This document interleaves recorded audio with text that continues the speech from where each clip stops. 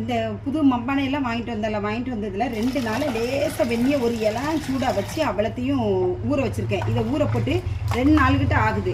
இதை நம்ம இப்போ என்ன பண்ண போகிறோம் அப்படின்னு சொன்னால், இந்த தண்ணியை இப்படி எடுத்துட்டு இந்த நம்ம இது தேங்காய் தும்பு இருக்குல்ல, அந்த தும்பு வந்து மட்டி எடுக்காதீங்க. இது எல்லாத்தையும் நல்லா இப்படி மடக்கி இப்படி கையில் வச்சுக்கோங்க. வச்சுட்டு இந்த ஸ்க்ரப்பரை வச்சு நம்ம தேய்க்க வேண்டாம். இதை வச்சு நல்லா இப்படி தேய்ச்சிருங்க. நல்லா 2 நாள் ஊறின சட்டியை நல்லா இப்படி தேய்ச்சி கொஞ்சம் அழுத்தம் கொடுத்து இப்படி தேய்ச்சிருங்க. தேய்ச்சிட்டு என்ன பண்ணுறோம் அப்படின்னு சொன்னால், இந்த தண்ணியை வச்சு நல்லா இப்படி கழுவிடுவோம். நல்லா இப்படி கழுவிடுங்க. நல்லா இப்படி கழுவிட்டு அதுக்கப்புறமா என்ன செய்தோம், ஒரு நாளைக்கு மட்டும் இப்படி தண்ணியை கோலி இப்படி வச்சிடுறோம்.